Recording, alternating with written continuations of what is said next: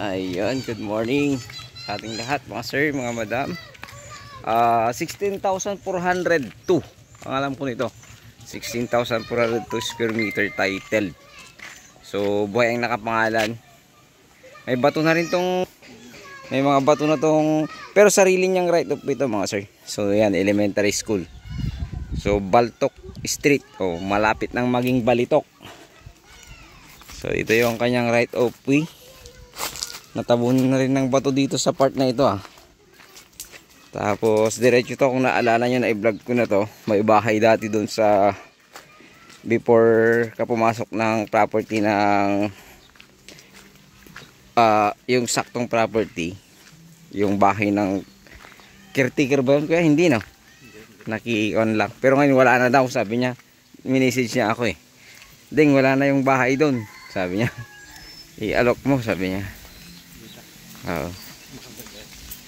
Wala na daw So 16,402 square meter titled naman, buhay ang nakapangalan. Binili niya sa auntie niya, hindi pa niya na-transfer, pero sagot naman niya ang capital gain tax. Patay na pala daw pala yung isang nakapangalan. So estate tax sagot din niya, so wala namang problema. Agent fee sagot na din daw niya. So pwede na mga sir. Tsaka itong daan mas na-develop na ngayon kaysa dati no. Dati puro lupa to Ngayon may mga bato-bato na. Pwede nang ibaba ang sasakyan. Kunting bato pa dyan. Tsaka pag na-semento ito mas maganda para yung gilid hindi na daanan ng tubig. Kumbaga magiging okay na. Pero kasi naman ang 4 wheels dito. Nga lang, wag na nating ibaba, baka mamaya hindi tayo makaakyat pag basa. Pero may bato-bato na mga sir. Madam, wala namang yung problema na. So itong area nito ay heli type siya, yung kumbaga burol-burol. Tapos mayroong ting rice land sa baba, nasa gitna. Tapos flat din dito sa taas. So pwede kang magbahay dito sa harap, pwede sa likod kasi mayroong overlooking sa likod mga sir. So ito yung property. May ilaw na din pala dito no, sa area nya. Kuwan ng barangay yan kuya. Kasi may tao dito, may nakatira dito. Hindi dito sa kabila no. Pero yan hindi na pag-aari ng seller natin. Ito kasi tumbok nito, ito na yung property. Yan sa may ito yung daan. So ang luwang pa dito yung daan. Ito na yung property mga sir. So mula sa bakod na yan, ayan, mga bakod na yan, diretso yan. Kaya apakaluwang. Tapos diretso dun hanggang dun sa taas. So may burol siya ulit. May mga boundaries na ito na bakod ng property pero nasira na no. So may isang akasya na malaki, tapos kasali pa ito, burol-burol na dyan. So puntahan ko lang to kuya bago dyan, para makita ko dito yung part na ito. Sa ngayon napakalinis, may mga tanim na saluyot ba to? Ay hindi, tumubo lang no. Orayanak na kuya, baka amo kaya po daw. Sige. Akiyatin ko lang to para makita nyo mga sir. Ganda dito. May burol na dito. May burol pa doon. So pwede ka naman dito or dyan ka magtayo sa part na yan.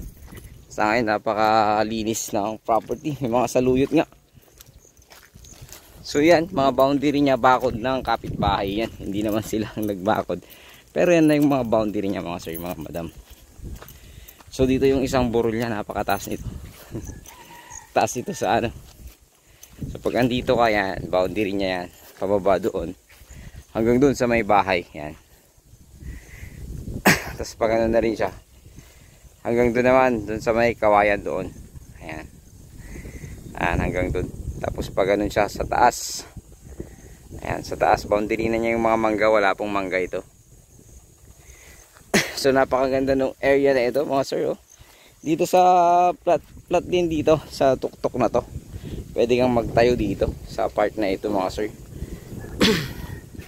So yung nag-aano sa akin ng ganito, ito napakaganda. So dyan may boundaries dyan Ayan. Pag ganun. So parang nag-square type tong property. Square type siya. Ganun. So kung mayroong mga corner siguro, depende na po sa relocation. So yun, nakuha daw po yung kawayan, siguro tigkalahati sa kabila, kalahati sa kanya. Ayang part na yan, ayan, diretso dyan. So tinatanim nila dito mga kalabasa. Ayan po mga sir, mga madam, kalabasa. Tapos palay dyan sa baba. Ayan, palayan niya, may palayan ka na. Ganda dito. Tapos may bahay ka pa dito sa harap or doon, kasi pwede kang gumawa ng, pero magastos na yun. Dito ka na lang magbahay, dito sa part na ito or doon sa area na yun. Kasi pag dito ka, kitang-kita mo kasi lahat eh. Ayan, kita mo lahat. Pero pag doon kasi, mas malayo naman ng konti sa mga kapitbahay pag doon ka, yun sa part na yan. Tapos pagpasok mo kasi, daan na, bahay. So pwede naman dito kung gusto mo, gawa ka ng parkingan mo dyan, then dito yung bahay mo mga sir, mga madam. Ang palawang, naka-elevate yung bahay.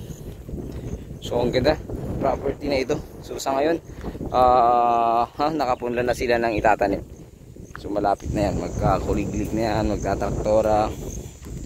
So kung naalala to, ito yung akasya noon, pero bago-bago pala akong vlogger noon, siguro almost ko na yun, 2 years or 2 years na pala, mahigit yun mga sir. Binalikan ko lang, kala ko kasi nabenta na, hindi pa pala. Sabi ng seller natin, minisix ako. So yalok ko daw kasi dati kasi may bahay dyan, yan sa may bayog na yan. So ang alam ng mga buyer nun ay mayroong caretaker, pero wala po. So, dito sa part ito ang lamig kasi mayroon siyang puno ng akasya. So ito, napakaganda oh. So di na tayo makapunta doon, pero mayroon siyang kwan dyan, yung mayroon siyang kwan dyan, kuya, yung spring water bukal, yan no, yan yung part na yan, yung kahoy na yan no, yan, napuntahan ko yan dati, yan, kahoy na yan. So meron siyang bukal dyan, tapos yan yung boundary, yung bakod na yan, pataas siya pag ganun. So hanggang dyan boundary nya. So ayun, 16,402 titled, patay pala yung nakapangalan na isa, so kailangan ng extrajudicial settlement, pero sa kanya naman yung estate tax, saka capital gain tax at agent fee, so wala kang magiging problema. Murang-mura po ito mga sir. So 150 lang per square meter, negotiable pa. So tawad lang po kayo, sabihin natin sa seller or tawad kayo ng personal mga sir, mga madam.